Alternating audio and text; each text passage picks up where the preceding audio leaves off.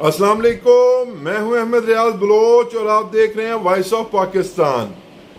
آج میں ابتدا میں ہی ایک شعر کے ساتھ اس ویڈیو کا آغاز کروں گا، اور وہ شعر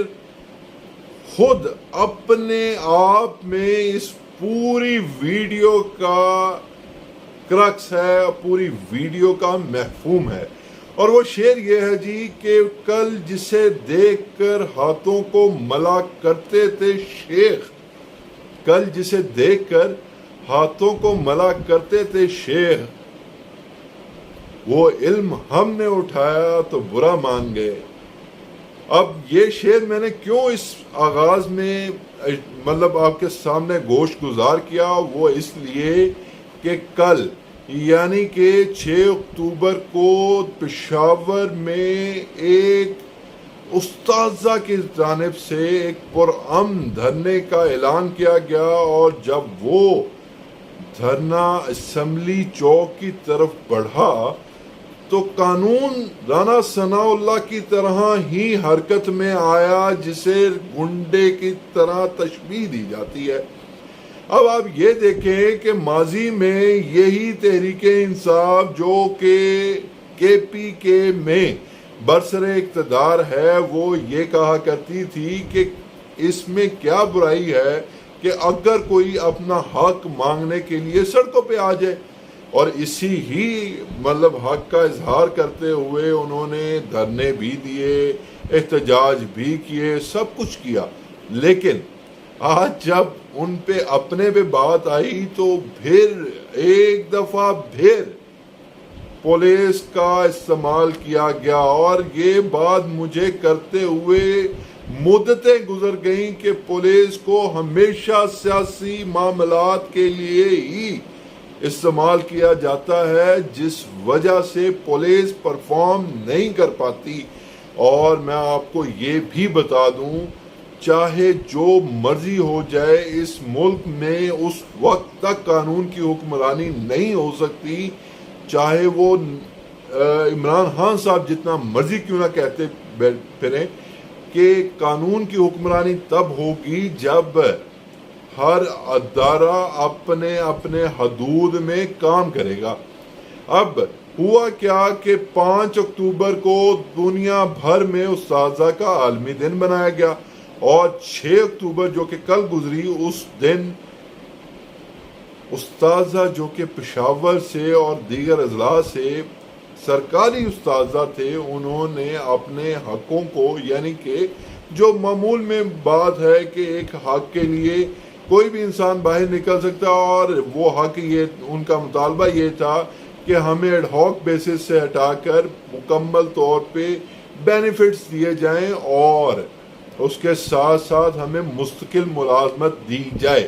اب یہ مطالبات اگر آپ کے نزدیک غیر آئینی ہیں یا غیر قانونی ہیں تو ان کو ڈائیلاگز کے ذریعے بھی انٹرٹین کیا جا سکتا تھا،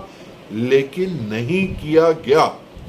اس کی بہت اہم وجہ یہ تھی کہ پشاور میں کسی بھی قسم کا کوئی تصادم نظر نہیں آنا چاہیے تھا، میڈیا کو نہیں پتہ چلنا چاہیے تھا، جب یہ لوگ اساتذہ جو کہ کسی بھی معاشرے کا بہت اہم جزو ہوتے ہیں اور بہت اہم معاملات کو طے کرنے میں ایک انتہائی اہم رول کرتے ہیں ادا، ان کو بھی ڈنڈوں، سوٹوں اور آنسو گیس، واٹر کینن کی مدد سے وہاں پہ دھرنا دینے کی اجازت نہیں دی گئی، اور نہ صرف دھرنا دینے کی اجازت نہیں دی گئی بلکہ اس کے ساتھ ساتھ انہیں بدترین تشدد کا بھی نشانہ بنایا گیا۔ اب یہ دیکھیں، یہاں سے اس چیز کا اندازہ لگائیں کہ یہ تو اس وقت جب وہ دوپہر کے ٹائم پہ دھرنا دینے آ رہے تھے احتجاج کی شکل میں، تقریباً وہ 98,000 کے قریب جو ہیں اساتذہ کو ان پہ مطالبات تھے، ان میں سے جتنے بھی پارٹیسپینٹ وہاں پہ آئے، انہوں نے یہ باقاعدہ طور پہ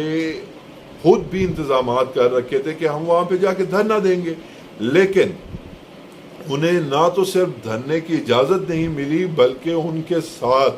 جو زیادتی ہوئی وہ صرف دوپہر تک محدود نہیں رہی، بلکہ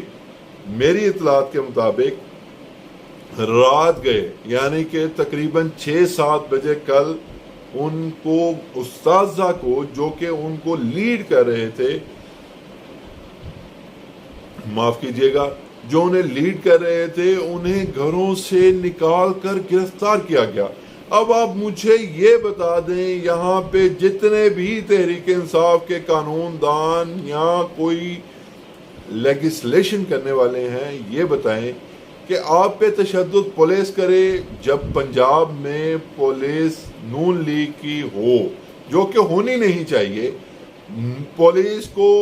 اب نیوٹرل، ہاں صاحب نے اتنا کنٹروورشل کر دیا کہ میں نیوٹرل کا ورڈ نہیں یوز کرنا چاہتا، غیر سیاسی کہہ لیتے ہیں اسے، کہ پولیس کو تو کبھی بھی سیاست میں انٹروین کرنا ہی نہیں چاہیے۔ یہی بات ہم نے متعدد دفعہ بہت سے پارٹی رہنماؤں سے بھی پوچھی، لیکن انہوں نے یہ کہا کہ ہم نے کبھی پولیس کو سیاسی مفادات کے لیے استعمال نہیں کیا، جبکہ میں آپ کو، بلکہ میں کیا، وہ عابد باکسر نے جو آ کے شہباز شریف، نواز شریف کے والے سے باتیں کی، کیا وہ کسی سے ڈھکی چھپی ہیں؟ کیا وہ گلو بٹ، رانا ثناء اللہ کے گنڈے، کیا وہ جو جب گاڑیاں توڑ رہے تھے وہ کسی سے ڈھکے چھپے ہیں؟ یا جو اب یہ کے پی کے میں ہوا وہ کسی سے ڈھکا چھپا ہے؟ یا جو 25 مئی کو ہوا وہ ڈھکا چھپا ہے؟ کچھ ڈھکا چھپا نہیں ہے، لیکن صرف ایک بات، آج بادامی گیٹ، یعنی کہ کل ہی کے دن بادامی گیٹ میں ایک پولیس نے انتہائی افسوسناک حرکت کی، اور وہ حرکت یہ تھی کہ ایک انہوں نے ملزم کو پکڑا اور ملزم کو شدید تشدد کا نشانہ بنانے کے ساتھ ساتھ اس سے یہ مجبور کرتے رہے کہ وہ کتے کی آواز، یعنی کہ ڈوگ کی آواز اپنے منہ سے نکالے۔